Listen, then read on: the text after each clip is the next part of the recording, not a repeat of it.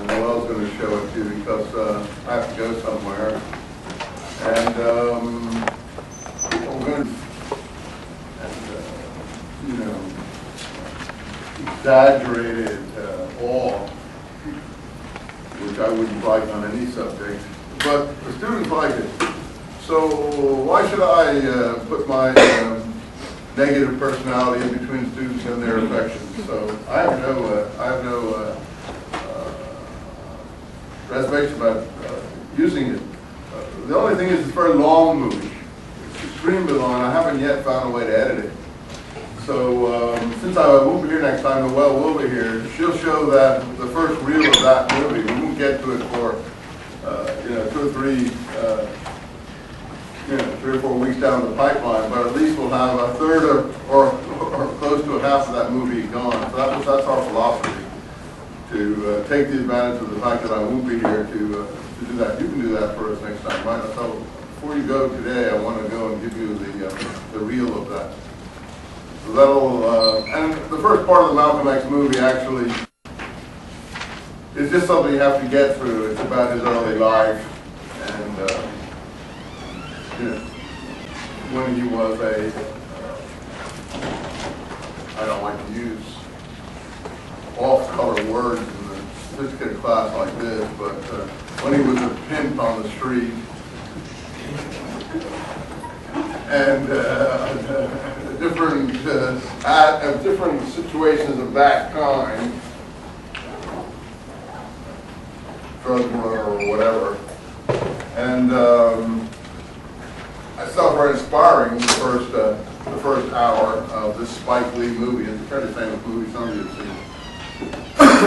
It gets more, adulatory, if you want to call it that way, and more into the religious aspect of the Islamic and other subjects that we would like to get into relating to, I hate the word black Muslim in the sense that, it's already becoming a racist statement, black Muslim. What's there been a black Muslim, a pink Muslim, a blue Muslim, or a white Muslim? It just seems the whole thing has racial overtones one way or the other. But that's what it's called, so I don't have another word for it. Afro-American Islam doesn't seem to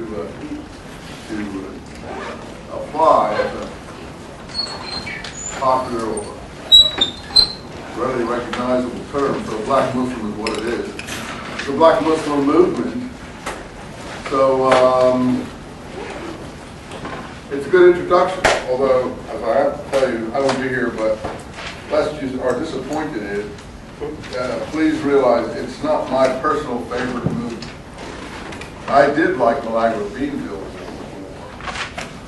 Probably because I'm a cornball. And, I like soppy, upbeat things, and I don't like downbeat, depressing things. So, Milagro Beanville War was fun, but you'll say, well, that's because you don't like the real world, and that may be so. So that's what we're going to do next time, and I would show up because I think we'll start taking roll maybe next time. Well, if we can get one of those roll sheets, we can do that. I don't want to take class time to call 400 names or something. So we're talking about this Carlos Castaneda book. I hope by now you've read I said to read about the first 65, 75 pages would certainly be sufficient. If you want to read the whole thing, if you really are, if you like to suffer, please do. But I always am a great believer in reading books as books. I hate to say a person, that's why I don't pass out excerpts from books, because I don't think you should do that. Take a chunk of a book and pass it out.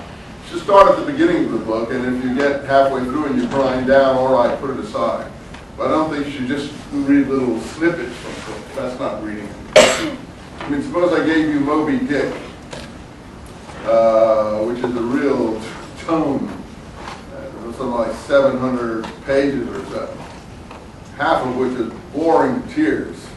It's got, different categorizations of whale bones and jaws and I don't know, every kind of harpoon or instrument that they were using to hunt with, and you know, half of it is just almost unreadable.